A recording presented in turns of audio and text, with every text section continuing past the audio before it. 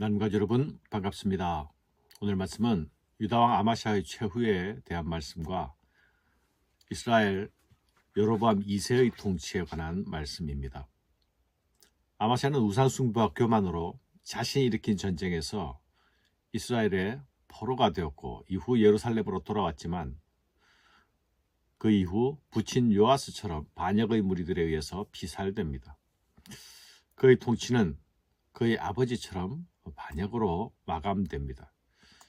승리에 취한 교만과 아집이 선지자의 만류에도 불구하고 하지 않아도 되는 전쟁을 일으켰고 결국 백성들을 전쟁의 고통으로 몰아넣었죠. 결국 그는 예루살렘 사람들의 강력한 반대와 저항에 부딪히게 됩니다. 역대기 기자는 아마샤가 여호와를 따르는 데서 돌아선 후 반역자들이 공모했다고 설명하고 있습니다. 역대하 25장 27절 말씀입니다. 반역이 아마샤의 죄에 대한 하나님의 심판임을 말씀하고 있었던 것이죠.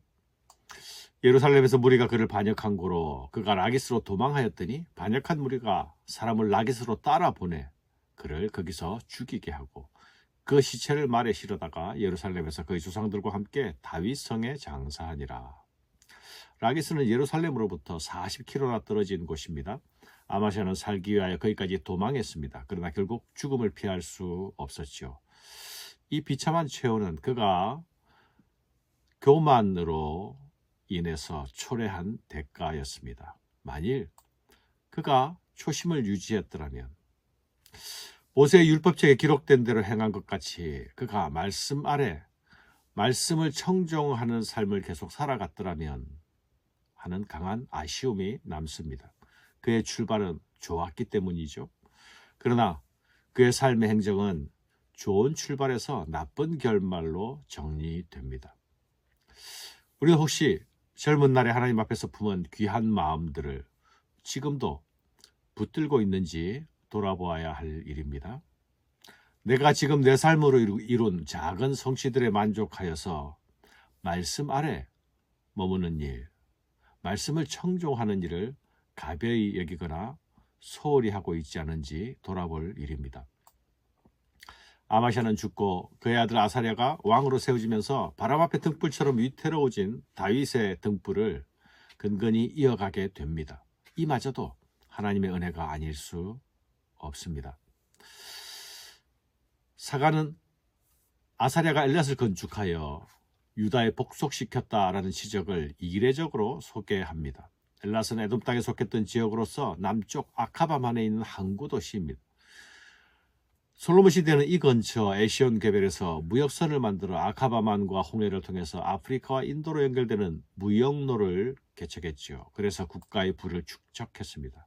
아사랴는 부친 아마샤가 수복했던 이 땅을 재건하여서 다시 무역로를 열었을 것입니다. 23절부터는 북왕국 여로보암 2세의 통치에 관한 이야기입니다. 여로보암은 즉위후 무려 41년이란 긴 세월 동안 통치했습니다.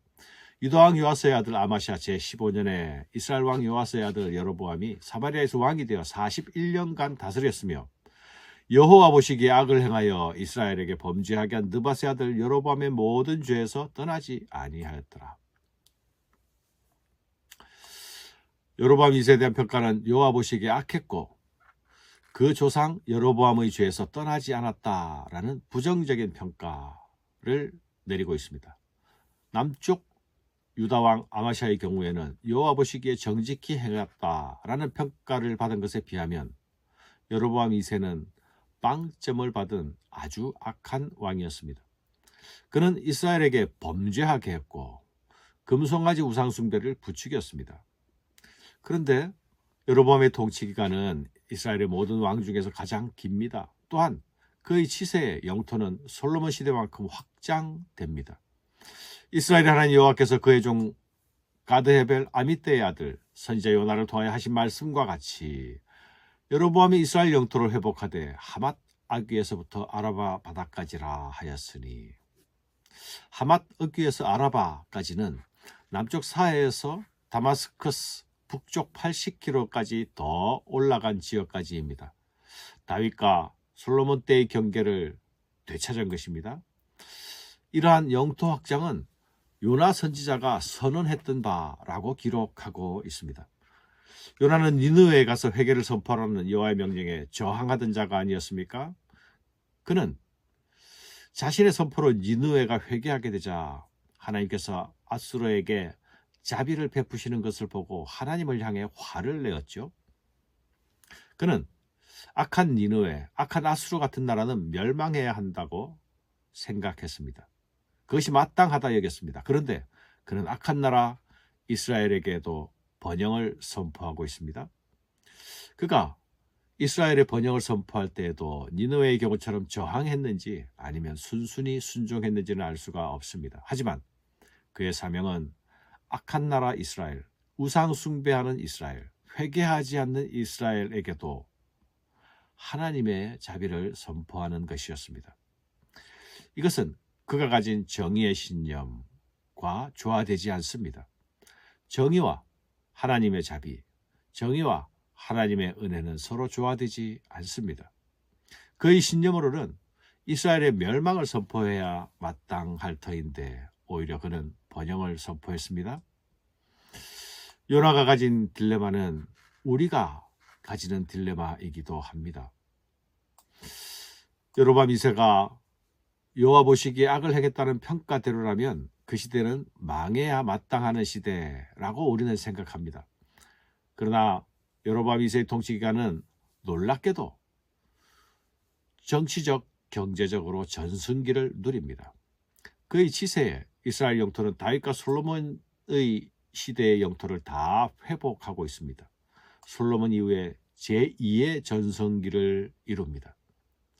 영적으로, 도덕적으로 타락한 이 시대에 어떻게 이런 번영을 누리게 되는 것입니까? 이런 부조화를 어떻게 보아야 합니까? 어떻게 이해해야 합니까? 물론 당대의 호세아나 아모스 선지자는 그들의 우상 숭배와 그들의 불의와 부패에 대해서 신랄하게 비판했습니다. 그리고 그들의 멸망을 예고했죠. 그래서 오늘 말씀에 주목할 부분이 바로 이 부분입니다. 이런 부조화와 아이러니를 설명해 주는 말씀이 25절 이하에 나타나고 있습니다. 이스라엘 하나님 여호와께서 그의 종 가드헤벨 아미떼 아들 선지자 요나를 통하여 하신 말씀과 같이 여로보암이 이스라엘 영토를 회복하되 하맛 어귀에서부터 아라바 바다까지 하였으니 이는 여호와께서 이스라엘의 고난이 심하여 매인자도 없고 노인자도 없고 이스라엘을 도울 자도 없음을 보셨고 여호와께서 또 이스라엘의 이름을 천하에서 없이 하겠다고도 아니하셨으므로 요아스의 아들 여로보암의 손으로 구원하심이었더라. 여로보암의 통치에 대한 평가는 한 절로 끝났습니다. 그러나 그 뒤에 하나님의 자비에 대하여서는 길게 말씀하고 있습니다. 여로보암 시대에 누린 번영은 여로보암으로 인해서가 아니라 하나님의 긍휼과 자비로 인해서라는 것입니다. 여호와께서 보셨다. 이스라엘의 고난이 심한 것을. 여호와께서 보셨다. 이스라엘을 도울 자도 없음을. 종이나 자유자나 가릴 것 없이 이스라엘을 도울 자가 아무도 없었다. 그러나 여호와는 이스라엘을 지키기를 원하셨다. 그것이 여로보암 시대의 번영의 이유이다라고 말씀합니다.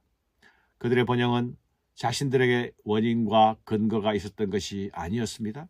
그들의 번영은 여호와께서 그들의 고난을 보셨기 때문입니다. 돌아보셨기 때문입니다. 여호와께서 애굽에서 고통받는 이스라엘을 보시고 돌아보시고 구원하셨듯이 자기 백성이 고통받는 것을 보시고 은혜와 자비를 베푸신 것입니다.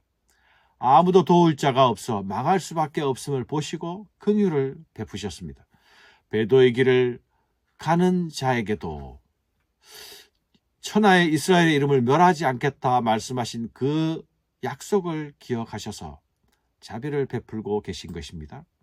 사랑하는 여러분, 하나님의 은혜와 자비는 우리가 가진 인과론으로 설명할 수 없습니다. 그래서 잘 이해가 되지도 않습니다.